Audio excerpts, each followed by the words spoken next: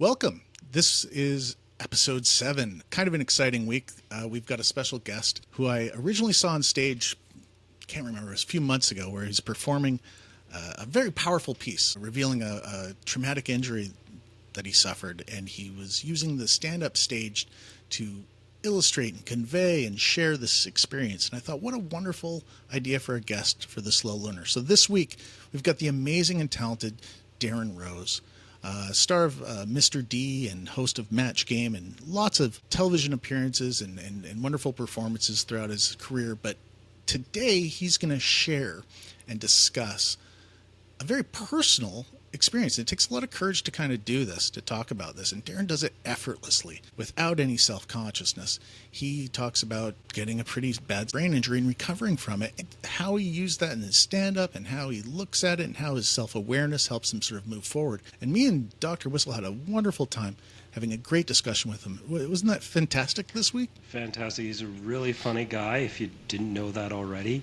And additionally, I think besides it being funny, I found it really uplifting in a way, because the way he frames what happened to him and the growth he has afterwards, I find that in a way actually quite inspiring. So I'm really excited by getting to share this with you, and I really hope, actually I know you're going to enjoy this episode.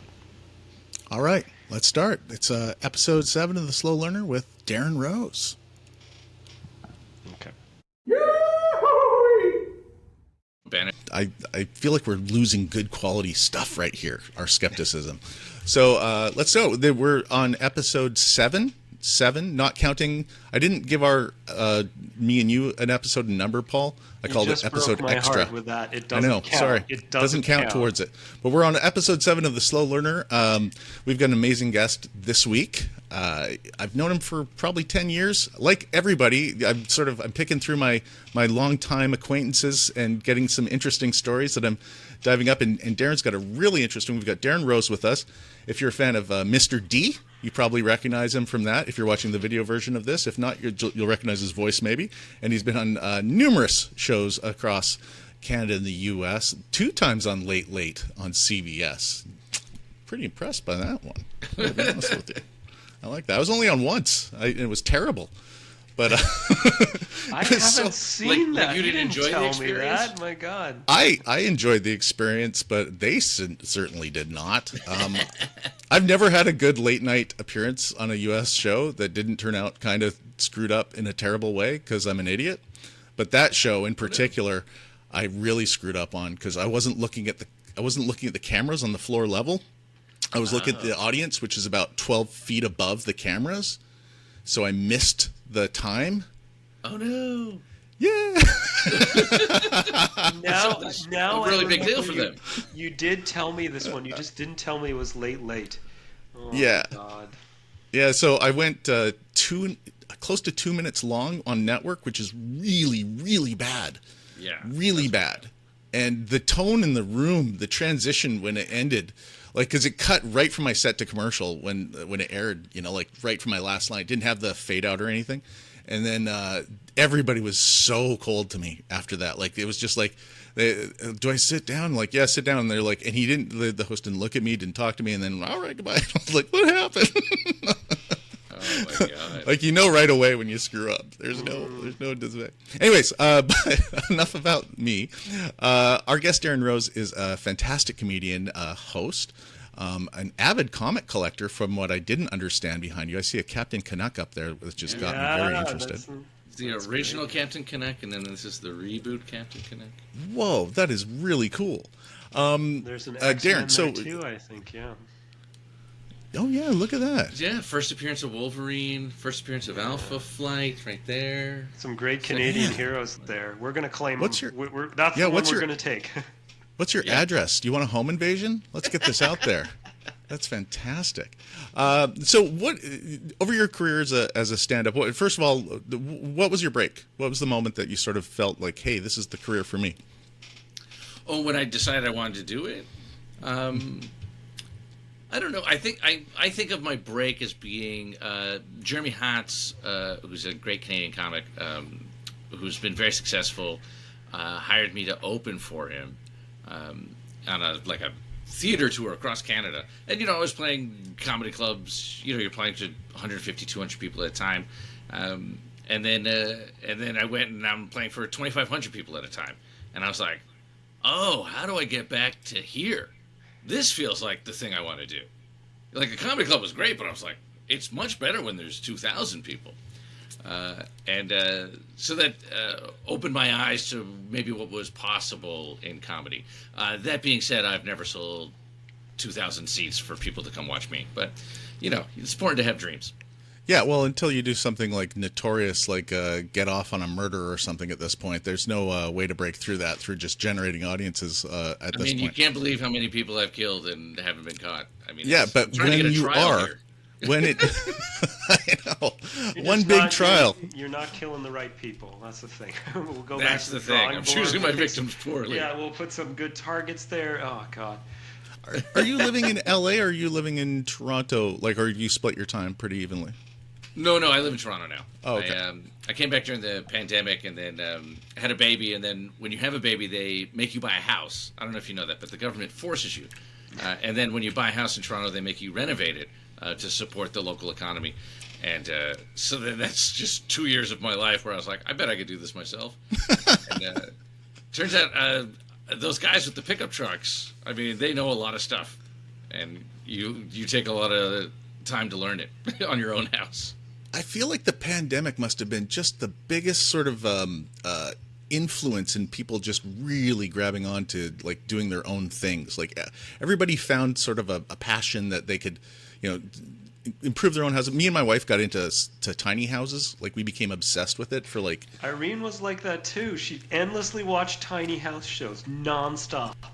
Yeah. Oh God, I've never gotten it. Still don't, but respect. We found properties that we were going to buy. We found everything. We were all set up to do it, and then the pandemic ended and we forgot. But like, that was just like... Oh, we're going to go live in the woods in a little, 400 square foot self-heated off the grid. Right. It was all shipping containers, wasn't it? Like a lot of that thing. And Well, that's if you're lazy. It was crazy to me because the last time I saw people in a shipping container was on Dexter, and it was not great. No. Spoilers. Yeah. It wasn't good. But same with The Wire. There's been a shipping container incident. I think The Wire was the initial incident for the shipping container story, and then all of them just said, hey, if a high-rated show like The Wire... Yeah, my God. But yeah, that's the thing. That's all I can see when I look at one. Just... You can tell that the oligarchs don't have our best interests in mind, because the algorithm pushes this idea of, like, you can live in a shipping container, and it always has luxury finishes.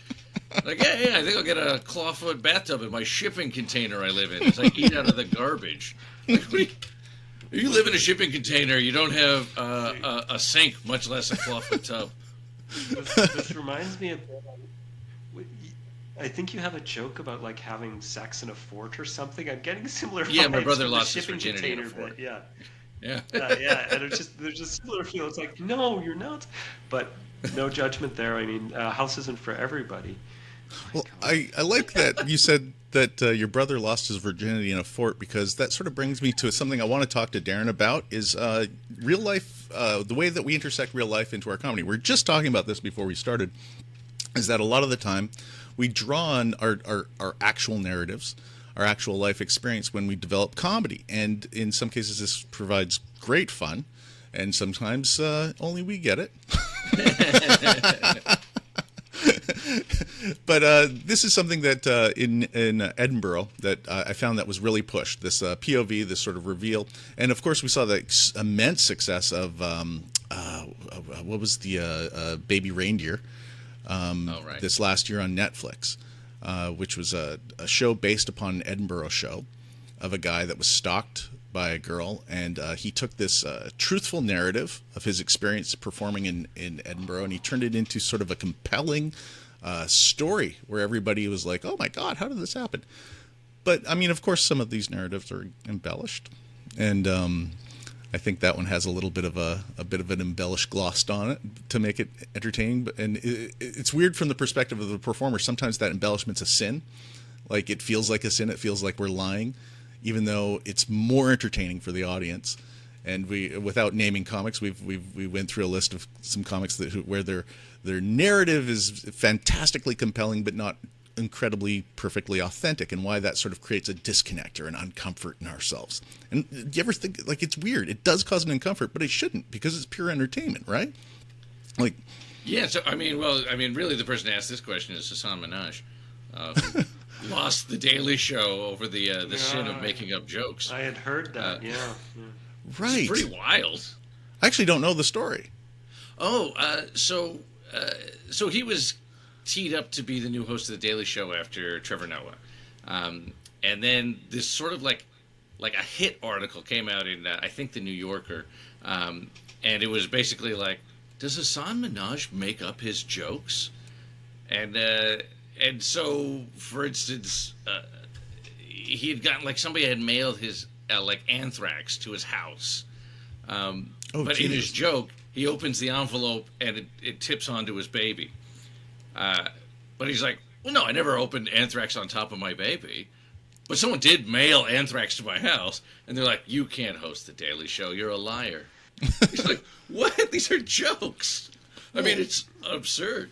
But yeah, I don't understand. Like, so he continued to say anthrax was mailed to him. Like, wouldn't he be dead? Isn't that the whole point of anthrax? Is that it kills you? Oh, or maybe like they'd sent something that wasn't actually anthrax. But like a powder or something. Yeah, they sent a powder in an envelope. So the way I understood it, he was trying to take that sensation of fear or the types of things he lives with, and he turned it into a joke. And there were elements that obviously aren't true or are exaggerations. But I think the thing was, some people felt that it was truthful, and he was trying to send a message to them. And yeah, and so now we have Jon Stewart every Monday instead, I guess, which I enjoy, but it is different from what was, I guess, supposed to happen. I don't know. He kind of overshadows the rest of the week because he brings such a weight to it, I find. I feel some of the later guys in the week are fantastic. Yeah. Like, I love Ronnie Chang. I love the other guy. Costa. Yeah, they're all great. And this is an interesting thing, too. If I can bring up one thing, am I allowed to do that? Is it on the agenda? No, we've discussed this before. I mean, your expertise is let's keep in our lane, Paul. Yeah. Keep in your lane. But this is an interesting view. It's kind of like Jon Stewart really defined a generation in terms of the type of work he did. Like, all those shows afterwards are inspired or shaped or influenced or whatever. Not to say it will never be surpassed. I don't think that's true of any artist, but very influential in that time. And it's kind of like, what's your second or third act? And do you return to the thing you started with? It's an interesting conversation, because you're saying right now, it's kind of like him there overshadows. If he weren't there, it would be a different story. Maybe different performers would come up. I don't know. And it's a bit of a tension there, I guess. It's like you come back to the old playground and you're in charge now. It's a really good point, actually. It's like, is it your moral responsibility to make space for the next generation when you've sort of already kind of like, made your wave? Like, this is the Jay Leno question, too, of getting rid of Conan. Yeah, I think the difference is, I think Stewart, on some level, must be aware of this, because he only does the one day. I think that he may have even been a major player in that. But yeah, just as an artist, like, to come back and do that, I think is interesting. Well, Ricky Gervais said a great thing about The Office, because it was the first thing he'd ever done, and also, by a large margin, the most successful thing. And he said, well, something has to be the best thing you've ever done. You shouldn't stop it from letting you try other things. Yeah. Like, why continually go back to the well or feel bad that one thing is the best thing? But I also think there's a reflection in just regular life, because we're all men of a certain age. As you go on, you're just like, well, have I already done the best thing I'm going to do? Have I peaked in terms of in a creative field, but also in everyone's career? Have I done the thing I'm going to do? Am I playing out the string now? And it's a difficult thing to wrestle with for all people, which is why we have midlife crises. But I think there's an interesting question of trying to be satisfied with your life, but you still have to keep living it. Yeah. No, I like that. As importantly, yeah, you never know what's the best thing you're going to do until you're officially done, so you keep trying, because it could be just ahead of you. And I think that's why these people might have second, third, and fourth acts until their 30s, 40s, 50s, or 60s. Like, I think not like this is sort of a ridiculous example to pull out because it's the best one I think, but like Carlin has like a defining act every decade until he dies, and if someone said to him, "Well, you were big in the '70s, just stop, but we would have lost a considerable amount, especially those like anarchist ones in the '90s. A personal favorite of mine, really. Yeah, with I the think you have to accept, at some point in your life, you've had your last high on ketamine orgy in Thailand. You've already lived your best life. You're never going to go back to that well. It's done. The office is over. Very specific example. I love it. I'm like, why that drug in that place? You know what? Just roll with it, I can't imagine doing a drug in a country that has that strict drug laws. It would just terrify me. I think although they legalized marijuana this year, which is just a mind bender considering I think they executed people for marijuana like 2 years ago. like it's got to be the fastest switch. I think it's so crazy. Like drug attitudes change so much in our lifetimes. Like the idea of casually mentioning ketamine. This is a new thing. Like we're talking about this person has ketamine and that one, and celebrities frequently we discover have been using it, and public figures as well. Like it and this isn't a conversation we had in my era growing up. It was like you didn't know unless something serious happened. Yeah, and I actually remember you teaching about ketamine and the different drugs in class, and you put such a cautionary spin on it because you're talking to influencing young people and 20-year-olds. And I felt fun. It was always weird for me in your class because I'd tried every drug you'd talk about. So I had personal knowledge, but I'm around like 19 and 20-year-olds who didn't, they haven't done ketamine. They haven't done like all these different psychedelics. Yeah, so I think the interesting thing with respect to that is like I know when you're in a position like that, everything you say is taken so seriously, and I don't want to lead someone astray, make them think we found a cure that we haven't, or set them down a path. So scientists I find are such uncertain people because the risks of being overconfident are so great. So I try and be careful there. But it's funny because whenever we lecture on ketamine, there's always somebody like you who's tried it, who volunteers to the class discussion what it was like. And it's like I was mentioning in the context of it being an antidepressant, and someone at the back of the room, I will forever remember this, yells, "It's a party drug!" And it was like somebody who had been around in the 80s and 90s when it was different. Anyways. But yeah, there's this Parties context. are an antidepressant too. That's the whole point. Yeah, is it the socializing or is it the drug? They both make us feel better. I don't know. Yeah. Okay, so we've got Darrin on the show, and we're talking about personal narratives and journeys. And one of the most amazing things I saw in a few years doing comedy was watching Darrin on stage discuss a trauma that took place in his life, and he brought it to the stage.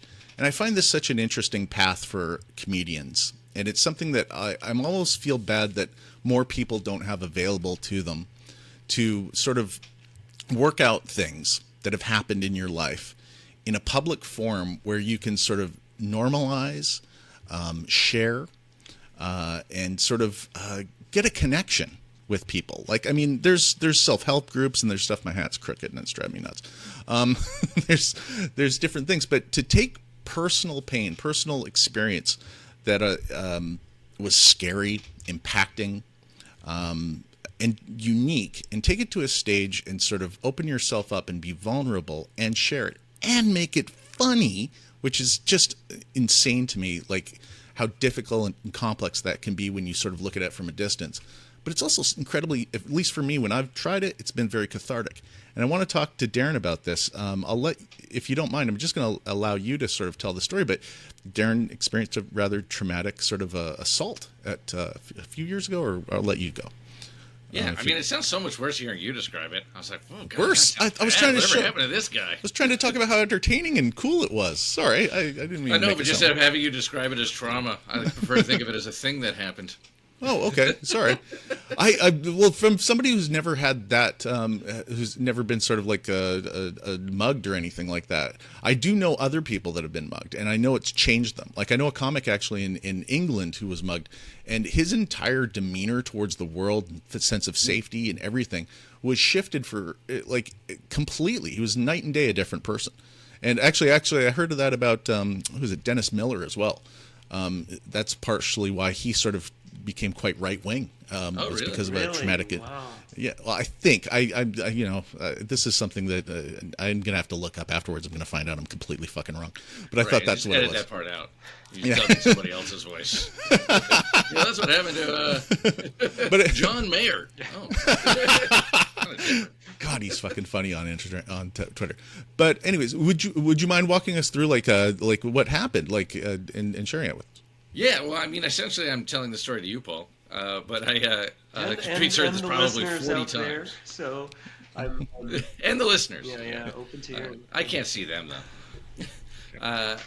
So I got sucker punched while waiting in line for poutine in Halifax, which is the nation's capital of sucker punching, which they tell you after you've been sucker punched. Everyone will tell you after you've been sucker punched. You're like, oh, I got to go to the hospital. I get sucker punched. They're like, oh, we love to do that here.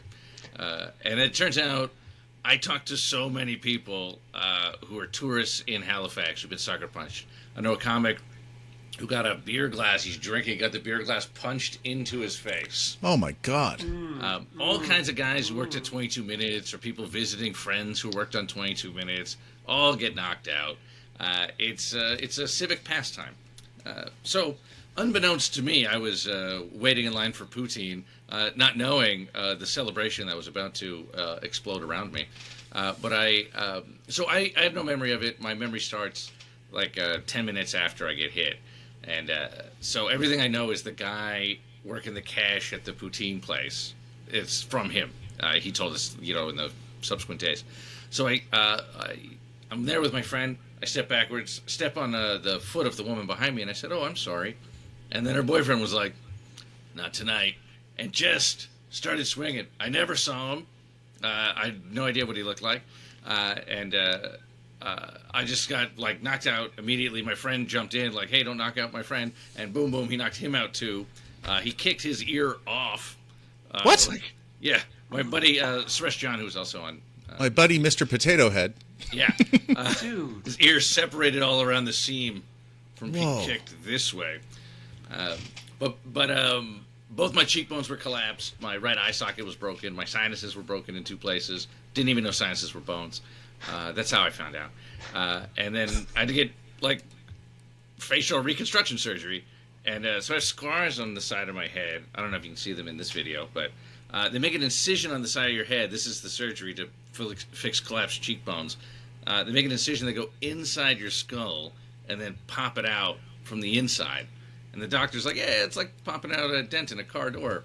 And I was like, "Are you sure you're a doctor?" That doesn't sound like a phrase you learn in medical school. Oh my God. But yeah, so that's the story. And we here's how much I don't remember. Me and my buddy pick ourselves up off the ground, and we're also the only people there. It wasn't like a big boisterous night, like hundreds of people. It's just people us in line. and this guy and a girl behind us, and no one else on the street. It's just such a tremendous amount of violence. Yeah. It was a tremendous amount. This guy was furious at how long it took to get fries. And Wow. I mean, can you imagine just being like, "I gotta knock out the only people in line ahead of us." This is Like, the go to Donaire King. They're right across the road. Oh my God. Well, I'm glad you got out of this and you got better. Like, damn.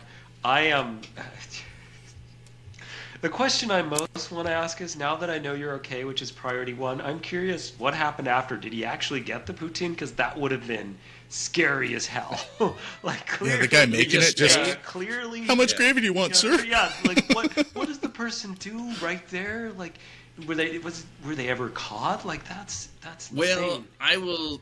Yeah, the Halifax police have a marked disinterest in investigating this type of crime. It's so much so that my buddy and I pick ourselves up and walk back to our hotel. We're only 40 meters from our hotel. We're not far. We're walking back to the hotel. A cop car drives by us on the street. And we wave him down. We're like, "Hey, this guy just beat the crap out of us. Like, we're bleeding. Like a lot." Like, I'll show you the picture. It's really horrific. And we're like, "You gotta go get this guy. It's right around the corner. We just stood up and walked here. We've only walked, My God. 20 meters." And they were like, they got mad at us and arrested me and my friend. and brought us to the police station. Where when we got there, they kind of went, "Oh, I think we've handled this wrong. These guys need to go to the hospital." It seems they've actually been beaten senseless. And again, it's like, yeah, we're both bleeding from the face. Any of this? This is so terrible. I'm so sorry. Well, I think there's a jadedness to our police officers that we've never found a solution for. That they always assume the worst of everybody in any situation. Yeah, I had to report the crime twice. We reported that night. Yeah. They refused to investigate. I talked to that cop, the arresting officer. I was back in LA. I remember I'm on the phone in my car, and he just told me like a series of lies he said, "Oh, there was a witness that said you started it." There was no witness. He said, "Don't bring this up online," because he knew I was on a TV show. He said, "Don't put this like on Twitter or anything like that. That's very bad." Yeah. All these kinds of lies. That's a weird thing. And it turns out they had never even spoken to the guy at the poutine stand, who's the sole eyewitness.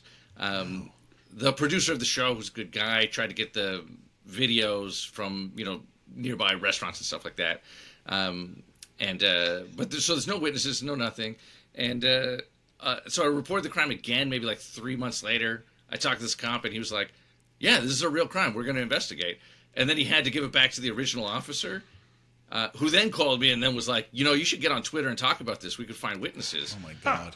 Like the exact opposite, because now he's been forced to investigate. And I've never gone back to Halifax. Oh, why? Yeah. I don't... What... That's just a terrible story of just the event, the frustration, that's got to impair your recovery too. A sense of injustice that you must feel. It's got to be. Here's me at the cops going like, "Hey, a guy beat me up. Could you go get him? He's around the corner." Oh my God! You even look good when you're beat up. That pisses me off to a certain degree. Like, you're a very good-looking guy. That's like the cover of like a title card or whatever for a show. That's how dark that image is. That looks like it was Darrin Rose, Fight Club 2. Crazy, and it's the worst thing. Like, we're joking about things that are real, or being effective and not real, and so on. That is real. That's scary as hell. Yeah, I mean, I recovered really well. This is a couple weeks later. Oh my goodness. Then I had to get the surgery and stuff. My head was all swollen, and and that's actually the thing that concerns me right away is that did they have to release any swelling? Like, this is obviously, if you blacked out, this is a serious injury. This is means your brain has sort of probably had contact with the dura mater or possibly your skull, because it's suspended in CSF fluid, cerebrospinal fluid. Am I correct in that? The brain's floating around in that. Yeah, so you can So generally, people would assume that if you're knocked unconscious, it would be serious. I tend to agree that if you are, you should definitely look into that. There are like post-concussion protocols and other things too. But I think there's actually a lack of appreciation that you can be badly damaged or hurt without knowing, and it still be conscious for a while and like ongoing for a couple minutes, and then it clues in that something bad is happening. But from what I understand is sometimes the pressure will start to build up afterwards in this sort of like after the injury, and it's that pressure that can cause some of the worst damage to the brain. So when you say they were relieving pressure, was that like a in skull pressure? Like, was that like brain fluid pressure? Do you know?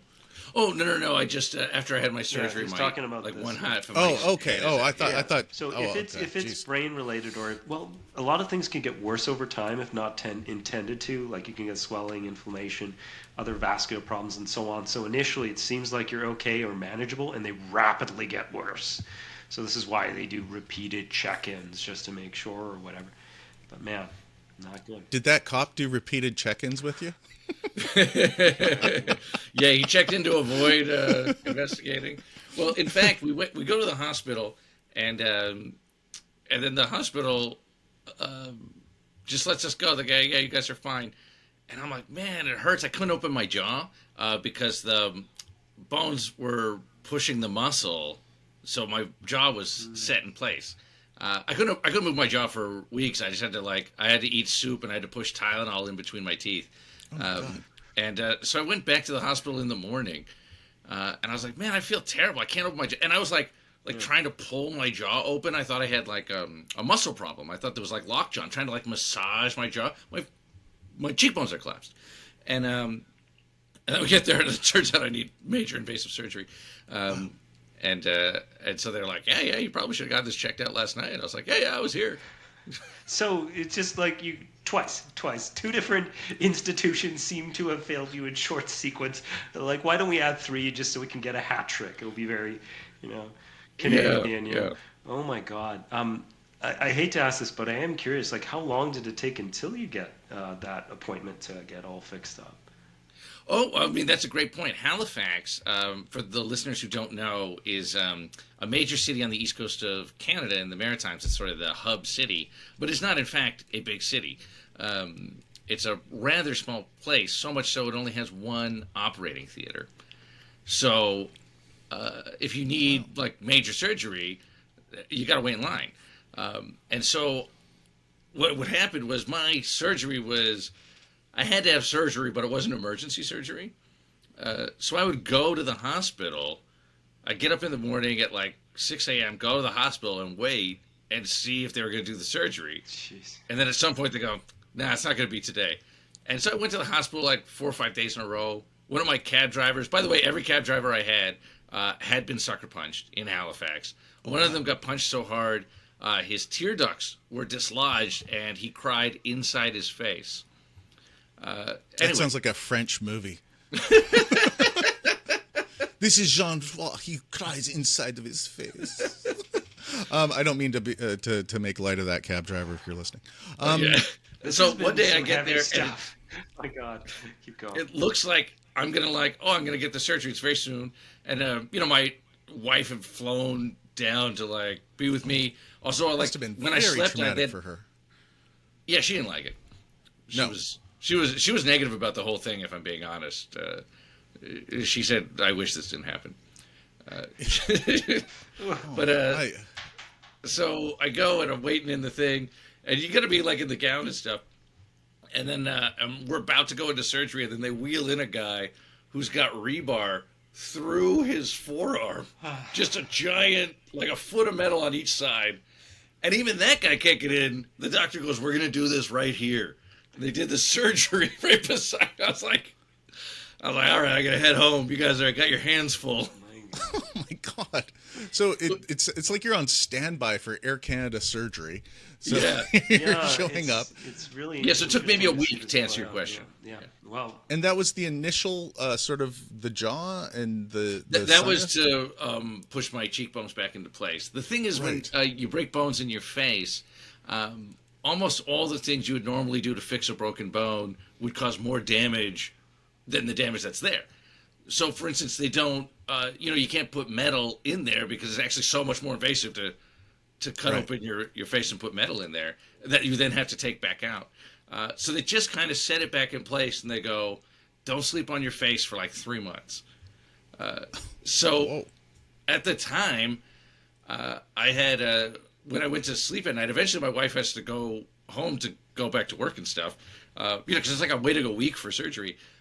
So we'd had to build like a pillow fort in the bed around me to prevent me from rolling over in the night. Oh, God. And then one of the cast members, who's my buddy Dave Merhej, who's one of the most delightful people on earth, would come at like 3 o'clock in the morning every day to make sure I hadn't accidentally rolled onto my face.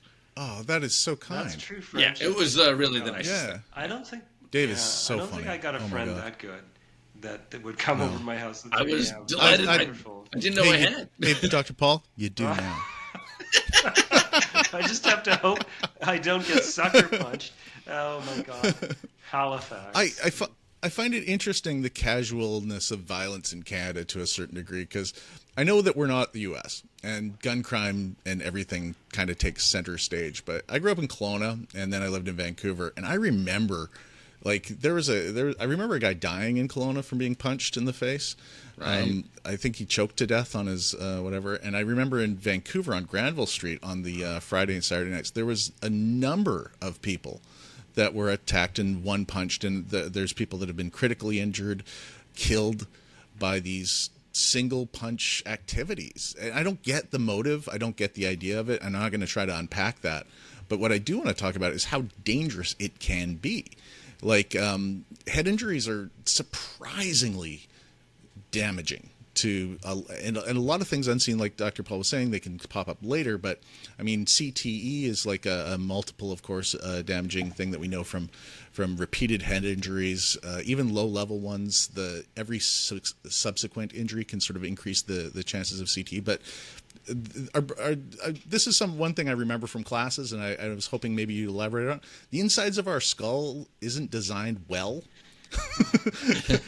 to make brain injuries less bad. Like you were talking about the frontal, like the orbital column behind the eyes and the nose, sort of being sort of somewhat rough.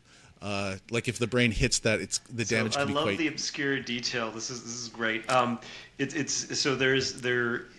So first off, I wouldn't say anything is intentionally designed. Like there's a great designer making the perfect human or whatever. Oh, right. Then we would never get old. I'm not saying God did it. We'd never have hand. Or even worse, God did it for you. Yeah, that would be the thing. So I wouldn't say it's designed for that purpose alone. So you start with a protective barrier that covers most basic things. To evolve like body armor in the form of a skull, it's not going to happen.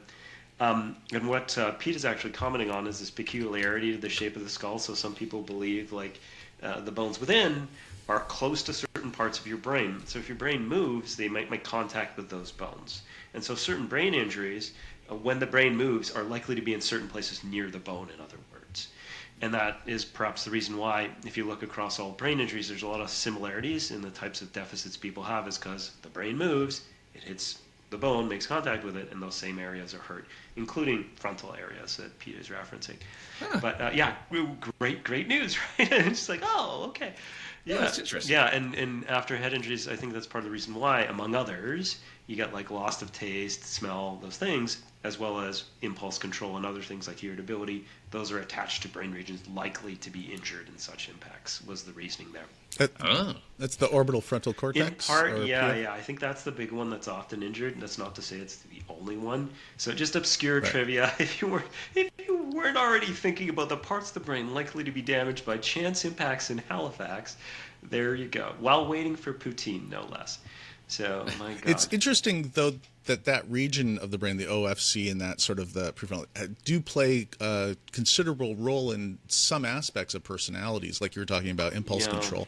The very famous case history of Phineas Gage, of course, being one of the very first and most widely cited stories. Do you know the Phineas Gage? Let's just pretend the listeners don't know. I know, but for the listeners.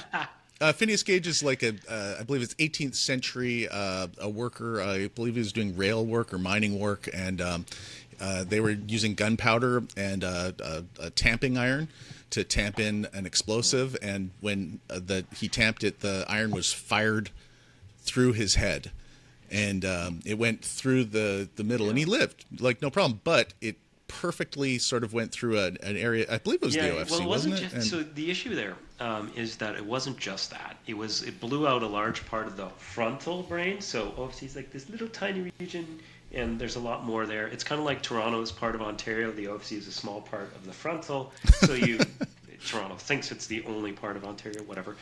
You blow out a huge chunk here, and so there were a number of problems he had.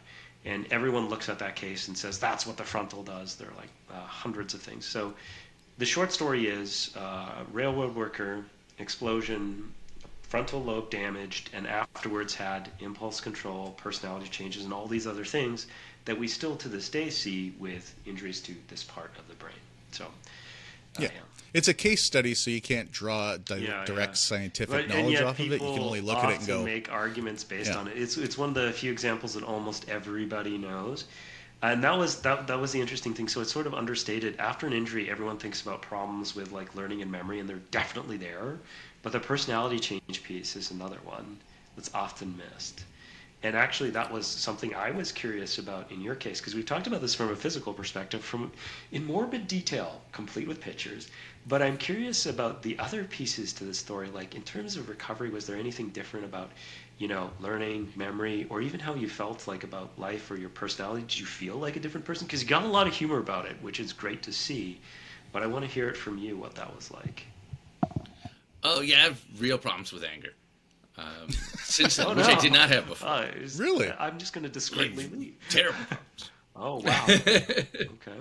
Especially right after it's tapered off over time. This happened years ago now, but I mean I still have a problem. I was screaming at someone just the other day, like full white hot, like I can't even think. Like, right.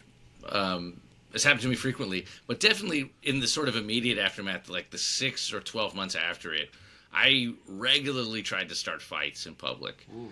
I would try to fight people all the time, and my face is paper mache. It's just been set back into. I can't sleep on the pillow with my face. I'm trying to start fights. And do you ever think the guy that hit you was hit before Is that how the that, cycle and then he was works? doing Yeah.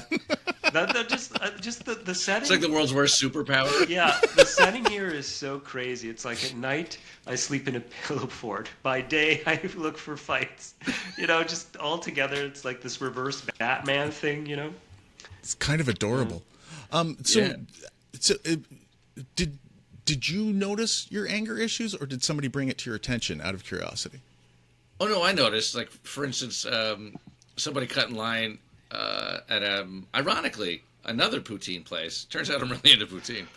This one in Toronto, and somebody cut in line, and I was just yelling, just like, hey, there's a line here, get whatever. And this guy, took issue with that, and it turned into a big rumble of like most of the people there because he grabs me by my lapels, and I mean this is like really recently after my surgery. I looked normal, so maybe that took like 3 months before my eyes were no longer bloodshot. So the whites of my eyes were red for 3 months, which is a great look if you're just trying to have a conversation with a person. Yeah. But I looked normally, grabbed me by the lapel and started shaking me, and everyone grabbed. People are like, in the lead up to it, people around me are like, yo, this guy starts something, we'll kill him, don't worry about it. A guy beside me goes, don't worry, man, I'll take him out. This guy looks like he works at TD Bank, which is one of the funniest ways to say a guy can't win a street fight. It's not even like a big bank is the best thing, or it doesn't feel like a big bank in Canada is the thing. It's like, it's not like they're CIBC or anything, Yeah. Well, it was such a specific, Yeah. It's like, I'm not going to lose this guy. And then like the poutine, everyone got kicked out and stuff. Even some guy just using the ATM was like, I just came to use the ATM. I don't even know what's going on here. But it was like a big like 8 or 12 people just kind of like rumbling in this space, trying to pull people apart and whatever. So I did notice that wasn't something I frequently did before. So I was like definitely being like super aggressive with strangers. Definitely screaming at people on the phone about minor inconveniences. They changed the graphic on my credit card. Oh my God. That was not something that could happen on my watch. Yeah. Yeah. I was screaming at this poor person. Probably that TD Bank guy. Yeah. My wife's in the next room just like, God, I hope this guy gets over this soon. Oh my God. I never had a brain injury, and I think I was like that for like 5 years. Yeah. But, I had the shortest temper, and I traced it back to I was chronically underslept for like almost a decade. Whenever you talk about your former life, it's so like it's such as because it's not at all how I know you. It's like I know because you've met me since I've gotten adequate I feel sleep. like everything you're telling me is like this dark flashback, of you. Oh my God. But there's a lot of things that can impact like your temper and your impulse control and things like sleep's a that. big one. It's kind of one of those things that it's the obvious answer, and yet it's the one we least want to accept because it's so hard to find it or whatever. We're always working too hard, or sometimes we have to, But I've only had minor concussions. I'm fortunate, actually. I've never been sucker punched, but this is my equivalent. I'm certain this is how it went down. I remember just playing in the backyard by myself, and this was the 80s when you can do that. There's not like surveillance helicopters all around. This used to be what we would do. You'd be kicked outside the house, and then you have to survive for a while. Anyways, I remember being in the backyard, and then I remember like flying through the air and landing on the pavement. I'm certain to this day that someone probably pushed me. I'm just certain that happened. But I woke up somewhere else, obviously. But yeah. For me, that was when I was very young, though. So I don't know, I don't know enough about it to know if it changed me. But I always like to say, if ever there's a problem, it's like it was because of that one thing. When I was a kid, I was deprived of real life, right? But the other concussions are road hockey related, so they don't even count in Canada. That's just like whatever, Well, you just mentioned something that Darrin mentioned earlier, and I'm kind of curious if you could explain this. Why do you get that sort of so that would be a retrograde amnesia, short retrograde amnesia of the event. Is that a psychological protective measurement to protect people from the trauma, or is that a brain? Or do we know? So I'm not discounting the one that it could be psychological. I will say it's unlikely, but for now, there's a better explanation I can give for now. For this case, I'll only talk about what happened to me. So memories are kind of like computer files, or even like this recording here. They'll be saved over a certain period of time. So it's like 10% saved, 20% saved, 100% saved. And then when they're at 100, you have it forever. The idea is when you're making a memory of your experiences, there will be a period where it's unstable and it has to reach the end of its timeline to become stable. If you have an injury during that period, memory's gone or memory's disrupted.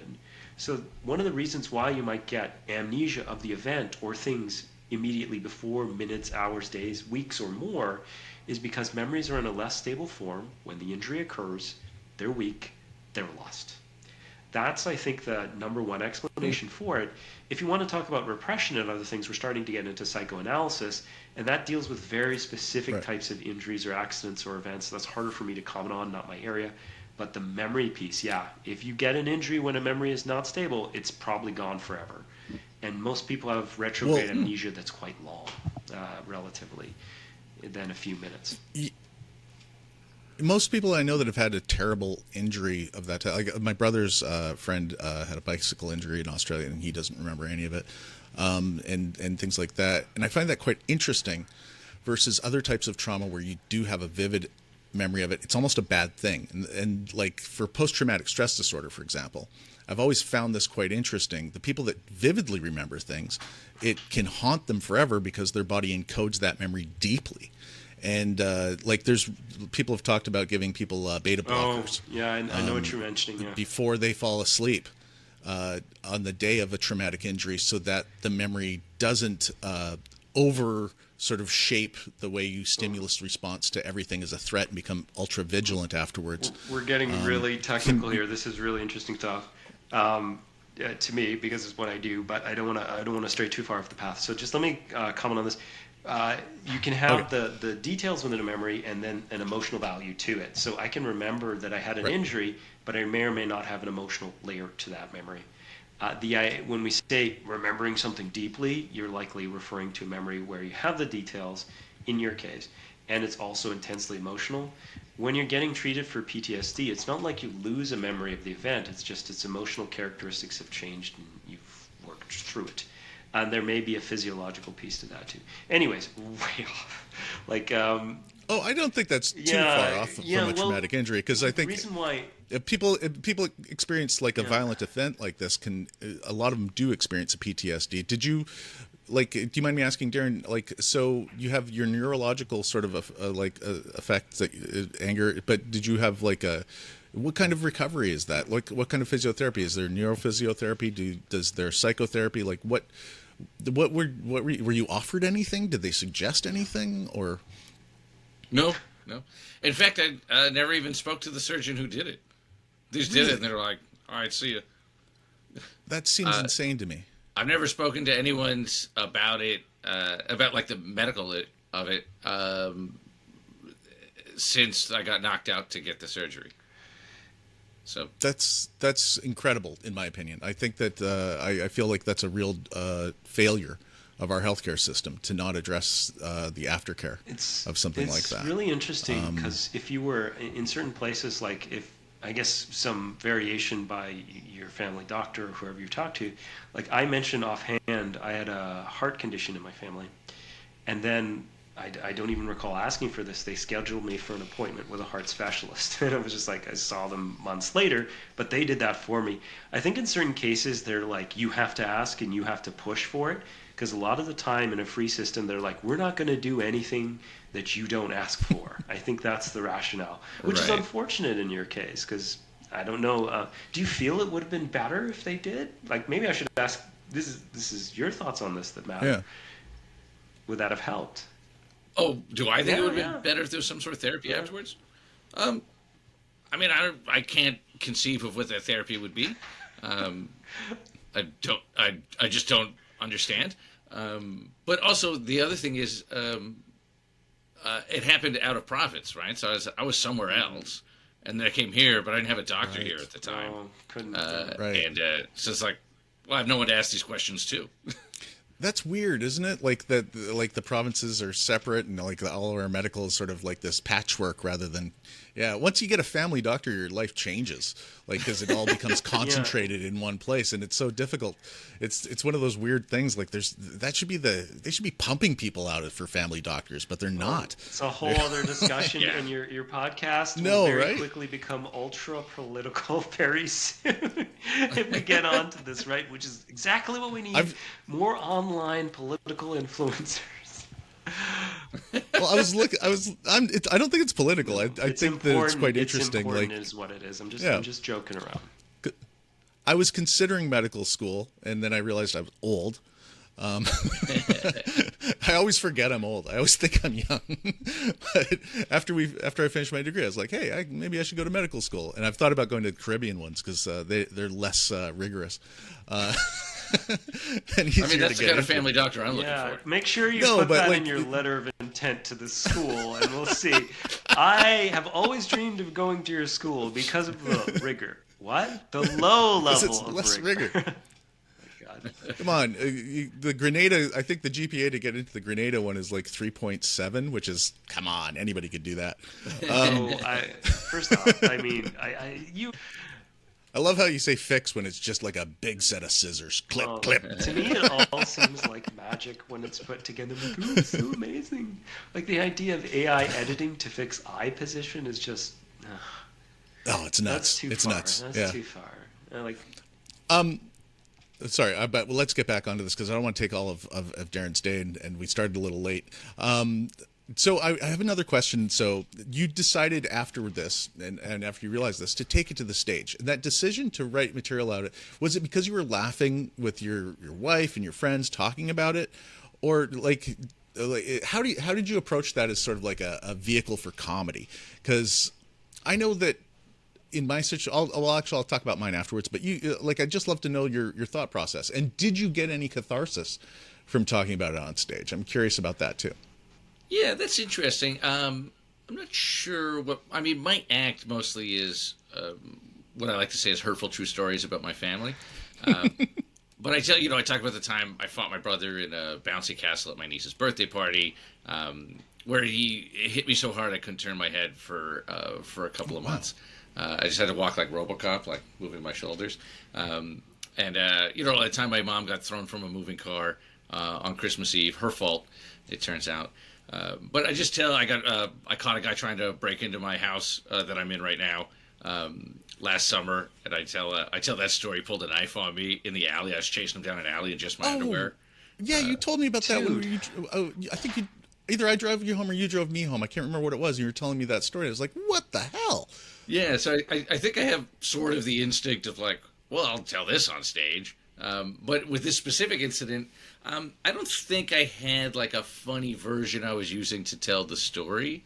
But maybe I was. I mean, maybe, you got to tell the story. And so probably I was trying to punctuate it with jokes just because that's my natural inclination. Especially for a story that's kind of like, otherwise bereft of laughter. So I was finding ways to make it funny probably in the telling. But I think it's just kind of, that's what I've been doing for years and years, is just if something interesting enough happens to, it's something that's interesting as a story, I then try to make funny. There's nothing inherently funny about getting sucker punched. There's nothing inherently funny about catching a guy break into your house. But for me, I'm like, if I can take that narrative and punctuate it with jokes, that's kind of like the pattern that I use for my comedy.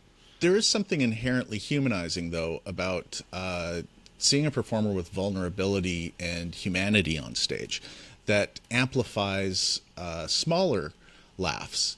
And I think one of the most vivid or salient memories I have of this, and maybe others would remember this too, is Tig Notaro when she did the I Have Cancer. And this was recorded at Largo, and I was there when they did it, and it was just like this incredibly powerful human revelation, and there's a clear catharsis. Like, this is a person that's terrified, sharing an inner monologue, and like, is this the funniest thing I've ever seen? No, but there's something about the stage where there's beyond funny. There's connection. Like, we always, like, sure, great jokes are great jokes, but that's not what makes a great comic alone. There's this human, there's caring for them. There's seeing yourself in them. There's relating. There's sharing and overcoming a fear.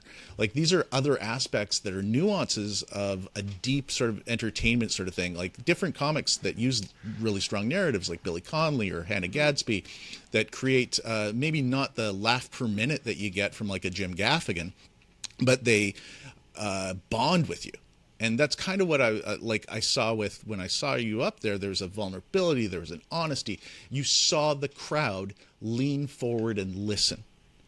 You saw the crowd care, and that's important. And it's a abandoned aspect of sort of the theatrical, sort of deep component of comedy and humor, is that caring about somebody is part of the sharing of the joke, and that you're healing together. And when I saw you do that, I was like, this is really kind of amazing and awesome, whether you thought so or not. You just, I was just throwing away jokes and punctuating the story. But it's impressive from the audience's perspective, somebody watching it from the back of the room. And I think it's cathartic for a lot of people that have experienced these types of things. Like, watching a comic work through their trauma is sort of like a mitzvah, if I can use that term. Like, you're sharing a goodness of, you can survive too, Right. Well, everything you said is very kind. I appreciate it.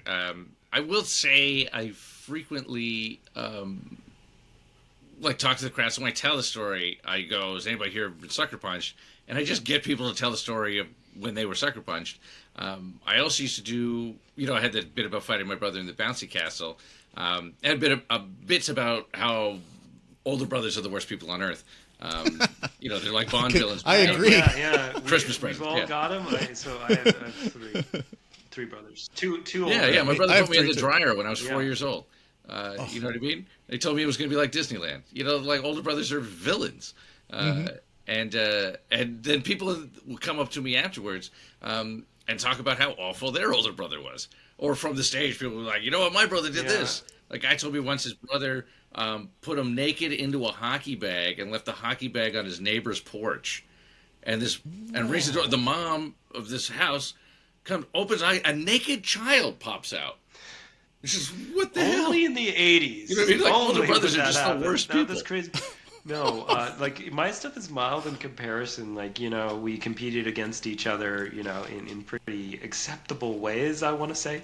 Like, when I think of the stories of what my brothers did, this is the meanest thing I can think of. It does not come close to your hockey bag story.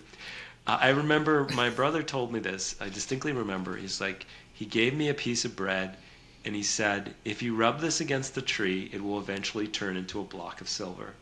And I was out there for 13 hours in the sandbox, rubbing bread against the tree. The sun was down, and my mom came out and asked me what I was doing. Nobody got punished because she thought it was so funny. And that would never happen again, obviously. And the funny thing is, the brother that told me this is right now a very honest level, like paladin level virtue. But yeah, the rule was, I think if I asked my older brother this, he'd say, "We had to get you ready for the world." That's exactly how he sounds, by the way, like very gruff.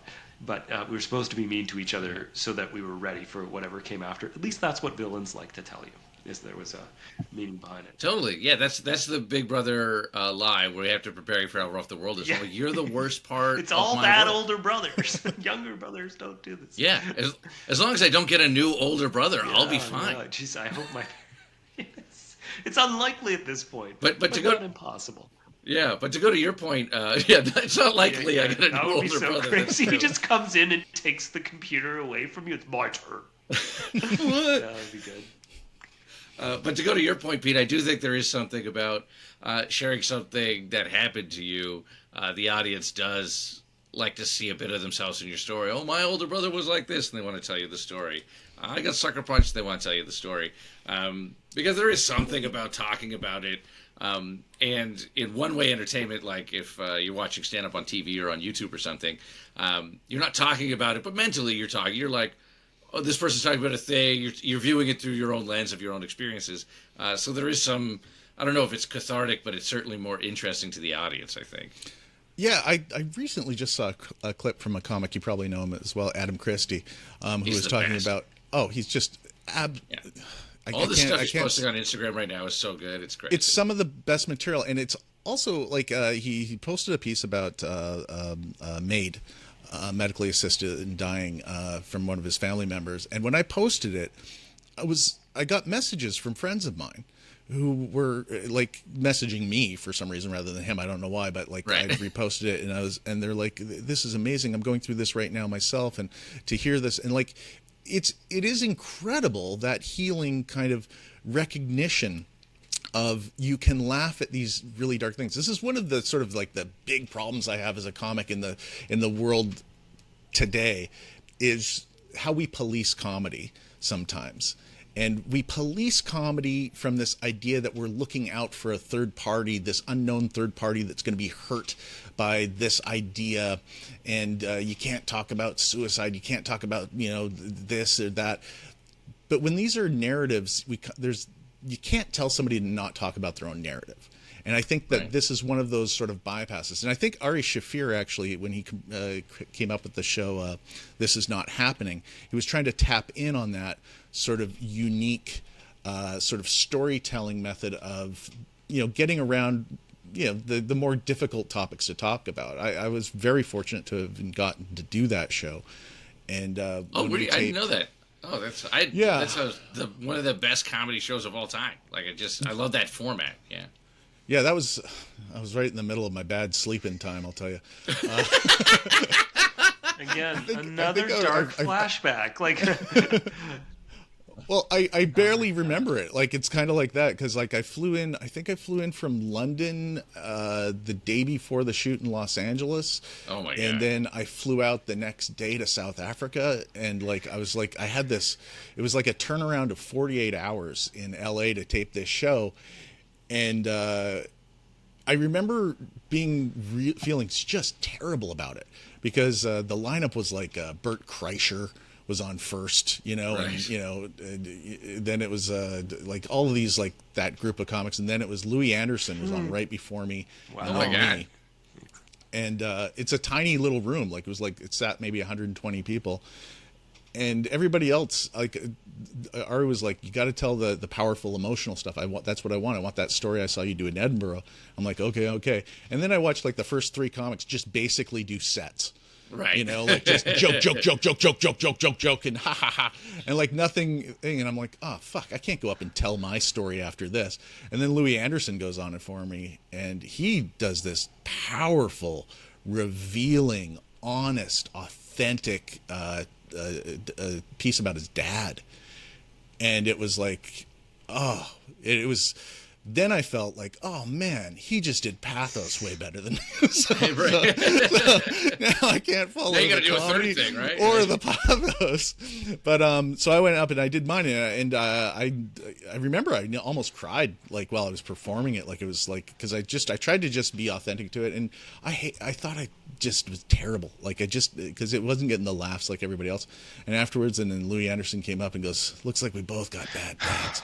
And and hug and stuff like that. But I barely remember any of it. But that piece gets more reaction from people, and mainly from nurses. I get messages from nurses all over the world going, "Thank you for that," because I talk about my mom dying and how incredible the nurse was in intervening and helping and sort of like diffusing my religious father who didn't want to give her pain medication and all that stuff. And that sort of connection has been the most powerful connection I think I've ever made in stand-up from that piece, because people, it's weird because we always think about, oh, if I just have funny enough stuff, but that's not the stuff that sort of relates. And it's so hard to get through that mentality of the whole spectrum of human emotion matters in connecting with people. And I think that, I think there's something cathartic and wonderful about being human and being vulnerable as a comedian. I'm talking too much. Holy shit, I'm talking too much. I liked it. Great video. I liked it, Pete. I'm thinking about going in the opposite direction and just talking about less personal things. I'm like, should I just write jokes? Well, maybe that'll work better. Well, I think it's anything not to write a joke. It's so interesting because there are so many different comic styles, I guess. And more recently, the type of comedy you're describing seems a lot more common than it used to be. Like they'll go on. Like I was listening to, what was it? This is just last night after doing some research for this. I was listening to Mike Birbiglia's acts, and he always has a big piece that's like that, a big piece that's deep and heavy, and he'll sneak in the odd joke. Like he had one where he mentioned like his car accident. He has another one where he mentions like being a parent and so on. But it's very much that, the sleepwalking. And he tucks in jokes in between, like punctuation for overall stories, and it's very, very funny when the joke is made. And I suppose overall you don't laugh as much, but I suppose the best indicator is it something you enjoyed? Is it something you've listened to again? If so, it's a success, I would say, regardless of what label we want to give it. So I don't even care if it's purely comedy. It made me laugh enough to say it was funny, and it made me enjoy it enough to recommend it. Yeah, and I think that's true of these other bits too. Like, I do find the rapid fire comedians joke, especially funny, their particular bit. Who's the one I was listening to who I find is like that? Mark Norman is like that too.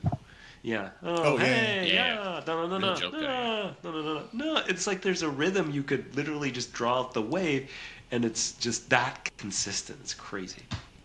I also like how he deals with controversy too, because what he does is he plays both sides. And he'll do a joke one way, and then he'll do the joke backwards, and then joke the other way. And so it sort of satisfies the itch of the right and left as he walks the line, which is quite a brilliant sort of approach to it. There is something interesting in cognitive science, too, with the deep narrative idea that abstraction of our knowledge, the deeper our sort of shared narrative and the understanding changes the context and understanding and meaning of everything. And I think that's another sort of aspect, but that'd be a whole nother show.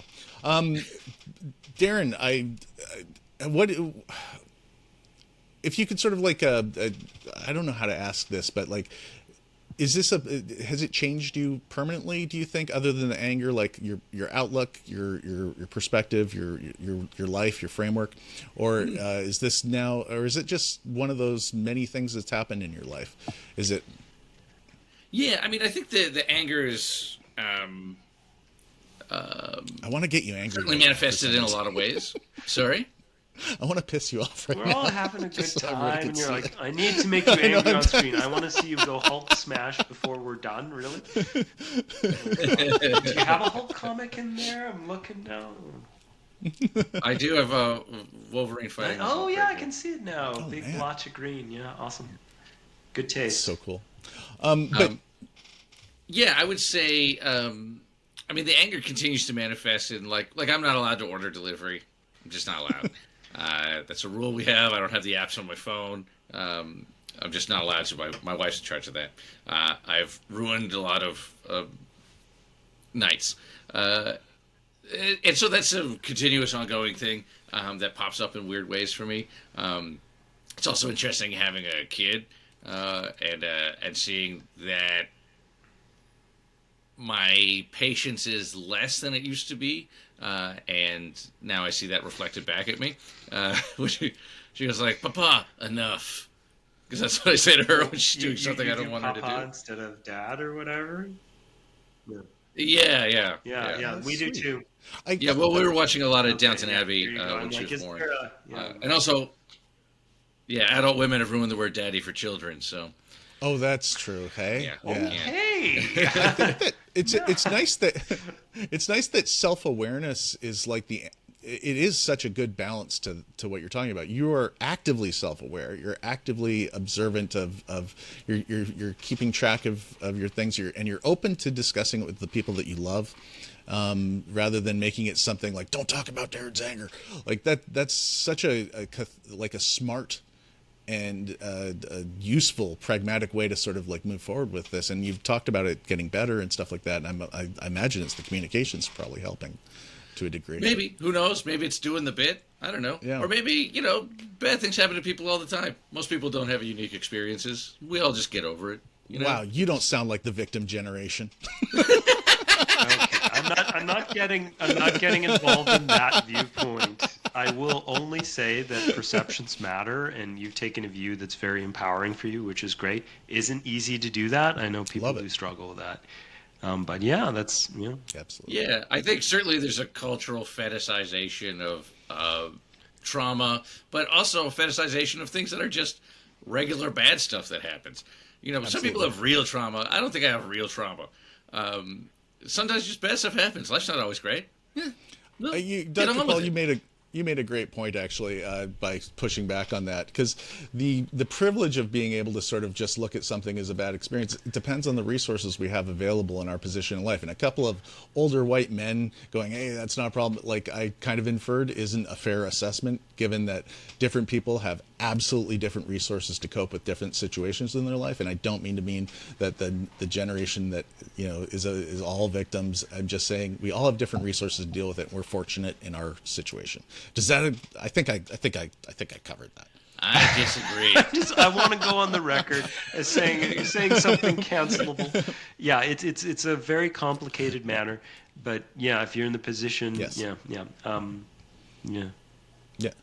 But I want to thank you, Darrin, for that, and I think we're going to go to our new. This is the second time we're going to try this. My problem is I already asked some of my main questions earlier as to the changes you noticed afterwards and the things that you would do afterwards, because what I was curious about is personality changes. That's what all of my questions were on. This is something that's been studied in psych, and you've sort of already answered it. So we were just talking about this, like changes in impulsivity or anger or whatever. There are other ones too. I was just going to say, like, they've studied people after like a head injury, brain injury in particular. So the interesting thing about how you describe your situation is you just talked about the bones of your face. We didn't talk about anything else, so we don't know if anything actually changed here. So we shouldn't go wild and assume that it did. But if it had, people after a head injury often report, for example, personality changes like being, an increase in neuroses, would make sense. For reasons, I think, beyond just they're upset that they had an injury, they're fundamentally different after. Being less open to trying new things, lower openness to experience. Being less extroverted is another one, too. So they're less, being less outgoing or interacting with people. I think that may in part be related to this overall self-consciousness of feeling like you're different, like you're not the same, you're not as able, you're not as creative or whatever. So I was curious about the personality changes. I was just going to say those are three big things that change afterwards. You get neuroticism changing, you get what would be extroversion changing, and you also get other things too, like how good you are at sticking to routines and so on. Like that's conscientiousness changing. I don't know if you reported that, but again, after head injuries, those are things people struggle with and put a lot of work into managing. So I do want people out there to know that that is common, that can happen, and that working on it is the right thing to do. Improvements can be possible. That's all I was going to add. Most of that story, again, has already been told, but one more time wouldn't hurt. Yeah, you also mentioned briefly, too, and I think it's important to mention, is that brain injuries are cumulative. Well, I think you highlighted degree. that, too. So you can have multiple ones, and this is why I think there's such a big concern about people in sports. You're collecting them, and over time, the consequences will be realized far in the future. So you get 3, 4, 5, or 6, maybe you're fine, but when you're 50 or 60, you're hit a little harder by that age than someone else would be. One of my brothers was a boxer, and there's a definite impulse control difference, I think, that you can see there to a certain degree. That one's is crazy because that was so huge when I was a kid, like absolutely huge. Like, really? I boxed for a year. No, that doesn't strike me as a Pete sport. Oh, I wasn't good. No, that you'd even. It's just we were talking about violence. You seem like a pacifist. At most, you'd give grumpy comments, but boxing, my God. Yeah, I was pithy in the ring. You had a lot of one-liners, and then you just get attacked. But I was You are a 6'2" tall dude, and that's true. like 170 pounds at the time. So I was fighting people that were 5'6" and 170 pounds, and I would get just God. destroyed. Crazy sport. Like But all I was going to say in Sorry, go ahead. closing on this thought was huge when we were kids, absolutely huge. Big enough that you'd watch a boxing match even if you didn't like boxing because it was like a neighborhood thing.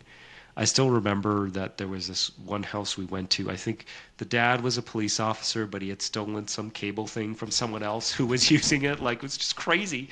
And we watched a Tyson fight, like his comeback fight, which he won at the time. But I didn't even like boxing, but that was just a thing people did, and it's not so much like that now. You know what? I don't anime. It's what? MMA now, I think. MMA. Oh, I'm like anime. MMA, People do that yeah. instead of boxing. Anime is bigger both. now too. Malcolm Gladwell, I saw him speak, Cool. the sort of public event thing, and he made a great point about how football will probably become like boxing, because what's going to happen as we learn more about CTE is parents don't want their kids to play football. Because they don't play when they're in grade 6, they don't play in high school. All of a sudden now there's fewer university football players, means in 15 years there's fewer professional players. He said the only people that will play football are the people for whom it's a way out. People who need the money, essentially. And he's like, he said that's what happened to boxing. Because we know what happens. Everyone saw how Muhammad Ali talked in the last third of his life. And everyone, well, I don't want that to happen to my kid. So people stopped putting their kids in boxing. And now it's not an important sport. It still exists. People watch it. But it's not. It doesn't have the cultural hold that a Tyson fight had. Big role in the shifting sands. I think over time, like, and I guess other sports like baseball or soccer are perhaps less vulnerable. But what I was hearing, the stats on this are so strange. Like, national sports overall aren't doing as great as you would think, except for football, which is the one we just said had a problem there. But things like baseball or whatever, like the average fan is like deceased, they're much older, and I love baseball like crazy, but it's an older crowd anyway. Yeah, and we shouldn't sort of shy away from all the other things like snowboarding. Of course you'd say that. You're like from BC, riding right? bikes. Yeah. These are all things, and I'm always just cringe when I see kids not wearing helmets. And like, on the ski hill, or like riding scooters around, like these electric scooters that go like 27 kilometers an hour. That's just enough to just make your kid an idiot for the rest of his life if he hits a tree. That's your closing line right there. Just I think we got it. I think we nailed it with that one. Darrin, thank you for joining us, and I think it's I really want to commend you for like whether you did it or intentional or not. I love that you're so personal and sharing on stage, and I appreciate it. I look forward to seeing you just lose your mind with anger on stage at some point. Well, thank you. I hope it happens. Thanks for having me. This is delightful. I'm going to sit in the front row and just be irritated. Just changing my credit card holograms in front of you. And Dr. Paul, thank you again for joining us and bringing us such an interesting sort of insight into the nature of our brains and the susceptibility to injury. And I think we're going to start soon doing little short splainers for some of the topics we talk about. So if you're listening, our goal is to sort of like add some educational small content to this that you can sort of do in short digestible pieces. Hold me to it. Because I think that we touch on a lot of topics, but we don't give like the in-depth formatted sort of educational learning that you can sort of jump off of and learn more. And we're going to do that in the future. So if you want to see more things or any specific topics, like always, send us an email at theslowlearnerpodcast@gmail.com. And thank you, Darrin Rose. Thank you. Thanks you, to you Paul. guys. I appreciate you guys having me. Hey, Darrin, say I love being on the Slow Learner podcast real quick. I love being on the Slow Learner podcast. Can This you is Darrin imagine? Rose. I actually was doing like that, like a morning radio person. They used to make us do that on morning radio. Whenever you did morning radio, like, hey, tell everybody how much you enjoyed being on KS12, the Boomer. You have a radio voice. It would work. I avoid it for my podcast. I do not. So I will not be saying I love the Slow Learner. I do. Yeah. Okay, I'm going to press stop.